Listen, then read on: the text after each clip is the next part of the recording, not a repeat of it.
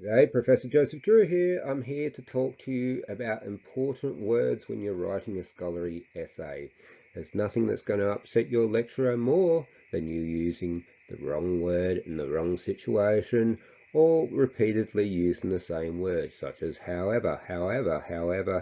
We get very, very sick of however, so here's some alternatives. So, first of all, these are things that you must avoid. Using the same word twice in a sentence. Please don't do it unless absolutely necessary, and absolutely necessary wouldn't be more than once in an essay, really wouldn't be. Another thing to avoid, starting each paragraph the same way. Unless, if you watch that other video of mine, sometimes when you're explaining two ideas, one after another in sequential paragraphs, sometimes it does pay you to have the same paragraph and sentence structures. What that means is people don't have to concentrate about the structure anymore, they can concentrate on what you're actually saying. So that is an exception to the rule, but other than that, no, we don't want to see each paragraph starting the same. And never use the same linking word more than once in a paragraph if you can avoid it. Now, these ideas, my book's up to the side here, Saving Local Government. These ideas are actually tried and tested. I've got over 80 publications. I obviously know how to play this game of scholarly writing. The specific examples that I'm about to give in the slides that follow actually come from my new book, Natural Law and Government, which I only finished writing at the beginning of this year and only got accepted a few weeks ago. So this is what I'm doing at the moment. This is what I've got to after 12 years of being a scholar. So instead of however, here's some other words you can use, and please use some of them. We really get sick of the word however. Once in an essay is fine, no more than that, thank you. So, alternatively, on the other hand, notwithstanding, nevertheless, that's one of my little trademark words that I use to signal to people that it's me. I seem to be the only person that still speaks old-fashioned English, nevertheless.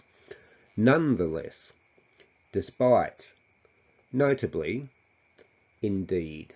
They're all alternatives. There's lots of them. There's no need to keep using however at me. You get picking up on the fact that I'm a little bit ticked off and annoyed about the word however. Occasionally you really do want to compare and contrast, and that however word is important, but once or twice in an essay, please. What about also when you want to add to something you've already said? Now, this isn't usually at the beginning of the paragraph. This is usually within a paragraph. You've just had a sentence, you said some facts, and there's more you want to say, but if you'd said it all in that first sentence, the sentence would have been too long.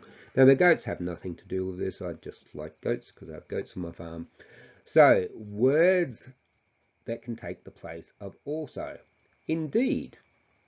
Indeed is quite a useful word, as you saw, because it's also another word for however in some circumstances, depending how you phrase it. Now, don't make the mistake of getting your thesaurus out and just using these words blindly, not using them correctly in the correct context. That's a rookie mistake you see a lot with the high school students. Make sure you're using it in the right context. Don't stretch it. That's why it's important to be reading scholarly literature all the time, so you get used to the context for these words. So here's some other alternatives to also. Moreover, that's Brian Dollery's favourite word, the great Brian Dollery. If it works for him, it'll work for you. Moreover is the sophisticated way of saying also. Furthermore is one I like to use a little bit to mix it up a bit and overdo moreover. In addition, this one I'll use. As I said, these all came from the last book, from chapter 9 of my last book. As we have already seen is another example, although we often try to avoid pronoun-y sort of things, but if you're going to use a pronoun, use a royal we, not I. Numbering can be very effective sometimes. So when there's a principle or theory and it's got several elements to it, you might say the principle of subsidiarity has 4 elements to it. And then each sentence after that will enumerate the elements.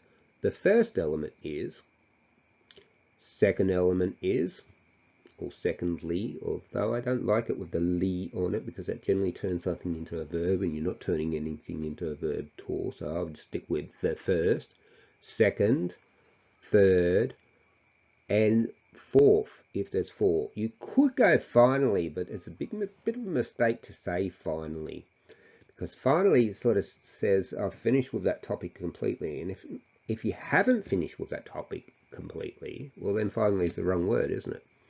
Maybe if you're enumerating right at the end of your essay in the conclusion, then finally would make sense. But normally I just stick with the first, second, third, fourth, like that. Sometimes after enumerating, you might have a concluding sentence that draws all four of those things together, or a bit of a summary of the enumeration, and then you would say, thus, as predicted, there are indeed four different elements and they're all important to know. Something like that. Now this numbering off thing, don't do it more than once in an essay. Some people won't even like you doing it once. In a book I might do it 3 or 4 times in a book of 10 chapters. It's not something I do a lot. It's not something that happens a lot in scholarly papers. Occasionally it's good, but it sounds a bit textbook-like. It's certainly a good way of going from one idea to another without having to stress too much about linking them and getting those segues right, but you can overdo it. Words for conclusions. It's remarkable how often you read someone's conclusion, even amongst high-ranking scholars, and it's not clear that it is a conclusion. You know the best way to tell people that something's a conclusion? Start the paragraph with the word "in conclusion," or have a section heading "conclusion." Both of them do the job. There's nothing wrong with stating the obvious. Alternatives to the word conclusion, if you don't want to use the conclusion twice in a row, are words like thus, in sum, as in summary, clearly. Now clearly is a word when you want to put a bit more oomph behind it. You're more or less suggesting only a numbskull would not get this as a conclusion. So you go, clearly. That's a word you need to use with caution, but it's one I used an awful lot in my last book. That's where I got these words from. I just flipped through the chapter and grabbed the words at the top of each paragraph. Therefore is another helpful word. Therefore is really important when you've had two different ideas that you're comparing and contrasting, or you find complementary. The next sentence after that might start with the word therefore. So I've just said this and I've said that, therefore, like a syllogism. Watch my video on syllogisms if you haven't already seen it. And of course, as I said, the best word for starting a conclusion is in conclusion. So, in sum, there really are an awful lot of alternatives for linking words. There are a lot of different words to use to start a paragraph for that don't require you to use the word however. I've got a thing against the word however. I've seen it far too many times in the last decade. So please consider these. If you found this helpful, flick it around to someone else, help someone else. That's what this channel is all about, helping people to be their best. Thank you very much for your time. Goodbye.